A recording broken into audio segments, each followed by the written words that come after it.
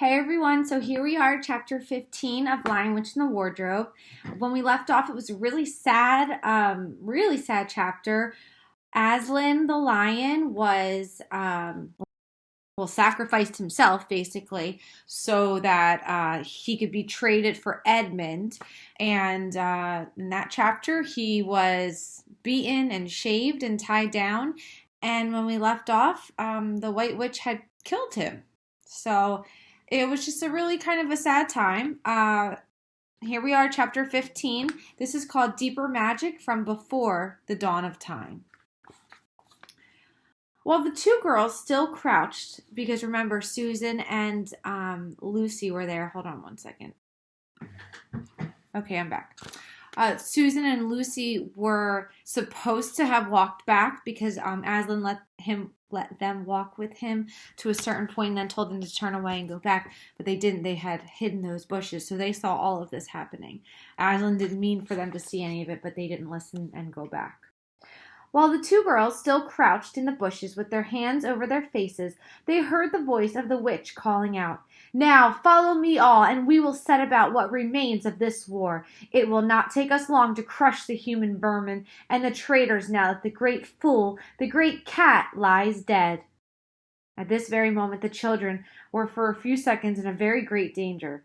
For the wild cries and noise of skirling pipes and shrill horns blowing, the whole of that vile rabble came sweeping off the hilltop and down the slope right past their hiding place. They felt the specters go by them like a cold wind, and they felt the ground shake beneath them under the galloping feet of the minotaurs.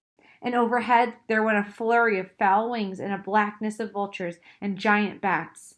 At any other time they would have trembled with fear, but now the sadness and shame and horror of Aslan's death so filled their minds that they hardly thought of it. As soon as the wood was silent again, Susan and Lucy crept out onto the open hilltop. The moon was getting low, and thin clouds were passing across her, but still they could see the shape of the lion lying dead in his bonds. And down they both knelt in the wet grass, and kissed his cold face, and stroked his beautiful fur, what was left of it, and cried till they could cry no more. And then they looked at each other and held each other's hands for mere loneliness, and they cried again, and then again they were silent. At last Lucy said, "I can't bear to look at that horrible muzzle. I wonder, could we take it off?" So a muzzle is something that covers your face. You put it on dogs so they don't bite, or in this case, lions. So they tried, and after a lot of working at it, for their fingers were cold and it was now the darkest part of the night, they succeeded, and when they saw his face without it, they burst out crying again. And they wiped away the blood and the foam as well as they could, and it was all more lonely and hopeless and horrid than I know how to describe. "I wonder, could we untie him as well?" said Susan presently. But the enemies, out of pure spitefulness, had drawn the cords so tight that the girls could not make anything of the knots. I hope no one who reads this book has been quite as miserable as Susan and Lucy as they were that night. But if you've been up all night and cried till you have no more tears left in you, you will know that there comes in the end a sort of quietness. You feel as if nothing was ever going to happen again. I hope none of you have ever been that sad. At any rate, that was how it felt to these two. Hours and hours seemed to go by in this calm, and they hardly noticed that they were getting colder and colder. But at last Lucy noticed two other things. One was that the sky on the east side of the hill was a little less dark than it had been an hour ago. The other was some tiny movement going on in the grass at her feet. At first she took no interest in this. What did it matter? What did it matter? Nothing mattered now. So what they're explaining is that Susan and Lucy were so distraught. If you could think of a word that described the feeling of sadness at 100%, like the most sad and the most depressed and just the most hopeless that you've ever felt, that's how Susan and Lucy felt, okay? And what they're explaining is there comes to this sense when you cried all of your tears, okay, and you just kind of sit there and the time passes. You don't know what's going to happen. You feel like nothing matters, nothing's important anymore, okay? And that's how they were feeling. So finally she noticed, oh, the sun or the sky's a little lighter, and what's all this noise at my feet? But at last she saw that whatever it was had begun to move up the upright stone to the stone table. And now, whatever they were moving on about Aslan's body, she peered closer. There were little gray things. I have this little picture from the movie. So this was Susan and Lucy, okay, and that was Aslan. I don't know if you wanted to see that, but I just thought that was a nice, just like a visual for you. She peered closer. They were little gray things. "Ugh," said Susan from the other side. "How beastly! They are hard little mice crawling all over her. Go away, you little beasts!" And she raised her hand to frighten them away. "Wait," said Lucy. "Can't you see what they're doing?" Both girls bent down and stared. "I do believe," said Susan. "But how strange! They're nibbling away at the cords." The cords are the ropes that were wrapped around Aslan. "That's what I thought," said Lucy. "I think they're friendly mice. Poor little things. They don't realize he's dead. They think it'll do some good untying him." It was quite definitely lighter by now. Each of the girls noticed for the first time the white face of the other. They could see the mice nibbling away, dozens and dozens, even hundreds of little field mice, and at last, one by one, the ropes were all gnawed through. The sky in the east was whitish by now, and the stars were getting fainter, all except one very big one. All except one very big one low down on the eastern horizon. They felt colder than they had been all night. The mice crept away again. The girls cleared away the remains of the gnawed ropes. Aslan looked more like himself without them. Every moment his dead face looked nobler as the light grew and they could see it better. In the wood behind them a bird gave a chuckling sound. It had been so still for hours and hours that it startled them. Then another bird answered it. Soon there were birds singing all over the place. It was quite definitely early morning now, not late night. "I'm so cold," said Lucy. "So am I," said Susan. "Let's walk about a bit." So they walked to the eastern edge of the hill and looked down. The one big star had almost disappeared. The country all looked dark gray, but beyond, at the very end of the world, the sea showed pale. The sky began to turn red, and they walked to and fro more times than they could count between the dead Aslan and the eastern ridge, trying to keep warm, and oh, how tired their legs felt. Then at last, as they stood for a moment looking out toward the sea and Cair Paravel, which they now could just make out, the red turned into gold along the line where the sea and the sky met, and very slowly came up the edge of the sun. At that moment they heard from behind them a loud noise, a great cracking, deafening noise, as if a giant had broken a giant's plate. "What's that?" said Lucy, clutching Susan's arms.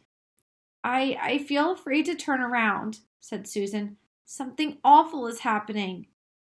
"They're doing something worse to him," said Lucy. "Come on." And she turned, pulling Susan round with her. The rising of the sun had made everything look so different. All colors and shadows were changed. That for a moment they didn't see an important thing. Then they did. The stone table was broken into two pieces by a great crack that ran down it from end to end. And there was no Aslan. "Oh, oh!" cried the two girls, rushing back to the table. "Oh, it's too bad. They might have left the body alone." "Who's done it?" cried Susan. "What does it mean? Is it more magic?" So here they hear this huge cracking, and they said it was like a giant that broke a giant plate, okay? Just like a huge crack. And they ran back to the stone table, and Aslan was gone. His body was gone, okay? And the table had a huge crack in it. So they're thinking, "Oh my gosh, this witch even now took his body." "Who's done it?" cried Susan. "What does it mean? Is it more magic?" "Yes," said a great voice behind their backs. "It is more magic." They looked around. There, shining in the sunrise, larger than they had seen him before, shaking his mane, for it had apparently grown back again, stood Aslan himself. "Oh, Aslan!" cried both the children, staring up at him, almost as much frightened as they were glad. "Aren't you dead then, dear Aslan?" said Lucy. "Not now," said Aslan. You're not a, asked Susan in a shaky voice. She couldn't bring herself to say the word ghost. Aslan stooped his golden head and licked her forehead. The warmth of his breath and a rich sort of smell that seemed to hang about his hair came all over her. "Do I look it?" he said. "Oh, you're real, you're real! Oh, Aslan!" cried Lucy, and both girls flung themselves upon and covered him with kisses. "But what does it all mean?" asked Susan, when they were somewhat calmer. "It means," said Aslan, "that though the witch knew the deep magic, there is a magic deeper still which she did not know. Her knowledge goes back only to the dawn of time, but if she could have looked a little further back, into the stillness and the darkness before time dawned, she would have read there a different incantation. She would have known that when a willing victim, who had committed no treachery, and was killed in a traitor's steed, the table would crack and death itself would start working backwards. And now, so what he's saying is, even though the witch knew the deep magic, which meant that she was to own Edmund, okay, and Aslan said, "No, take me instead. Save Edmund and take me instead." He said there was an even deeper magic, okay? And if she would have known, if she would have done her research, she would know that when a willing victim, Aslan was the willing victim, he was willing to go, who had committed no treachery, he didn't do anything wrong. When he was killed in place of a traitor, then the table would crack and everything would be undone. "Oh, yes, now," said Lucy, jumping up and clapping her hands. "Oh, children," said the lion, "I feel my strength coming back to me. Oh, children, catch me if you can." He stood for a second, his eyes very bright, his limbs quivering, lashing himself with his tail. Then he made a leap high over their heads and landed on the other side of the table. Laughing, though she didn't know why, Lucy scrambled over to reach him. Aslan leaped again. A mad chase began. Round and round the hilltop he led them, now hopelessly out of reach, now letting them almost catch his tail, now diving between them, now tossing them in the air with his huge and beautifully velveted paws, and catching them again, and now stopping unexpectedly so all three of them roll over together in a happy laughing heap of fur and arms and legs. It was such a romp as no one had ever had except in Narnia, and whether it was more like playing with a thunderstorm or playing with a kitten, Lucy could never make up her mind. And the funny thing was that when all three finally lay together, panting in the sun, the girls no longer felt in the least tired or hungry or thirsty. "And now," said Aslan presently, "to business. I feel I am going to roar. You had better put fingers in your ears." And they did, and Aslan stood up, and when he opened his mouth to roar, his face became so terrible that they did not dare look at it. And they saw all the trees in front of him bend before the blast of his roaring as grass bends in a meadow before the wind. Then he said, "We have a long journey to go. You must ride on me." And he crouched down, and the children climbed onto his warm golden back, and Susan sat first, holding on tightly to his mane, and Lucy sat behind, holding on tightly to Susan.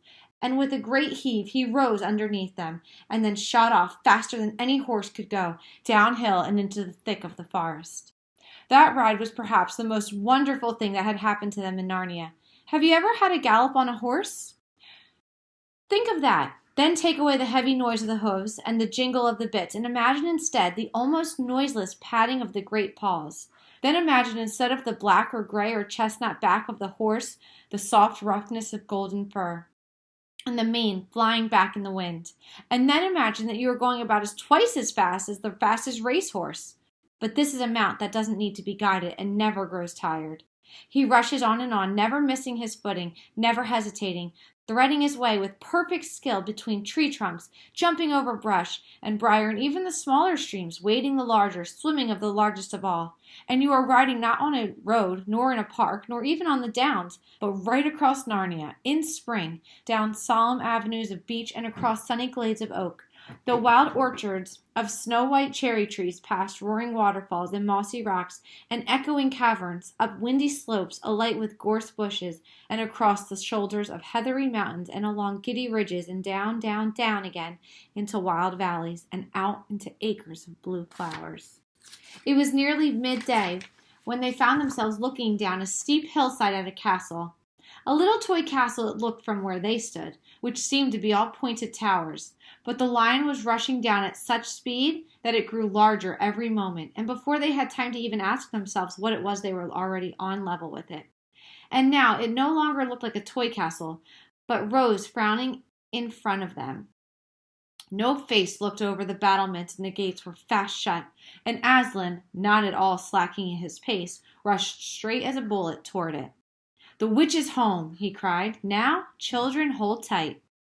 Next moment the whole world seemed to turn upside down, and the children felt as if they had left their insides behind them. For the lion had gathered himself together for a greater leap than any he had made, and jumped, or as you may call it, flied, rather than jumping, right over the castle wall. The two girls, breathless but unhurt, found themselves tumbling off his back in the middle of a wide stone courtyard full of statues. So if you remember, Edmund had been to the witch's castle. The statues were, we assume, people that she turned into stone, right? And Aslan jumped over the castle wall to get into the courtyard. He's got the two girls with him. The question is, where is the witch? Is she at the house? Is she at the castle? Or is she somewhere else? Okay. I'm excited to see. So Aslan's back. Yay! We will finish up. We only have 2 more chapters to go. Bye.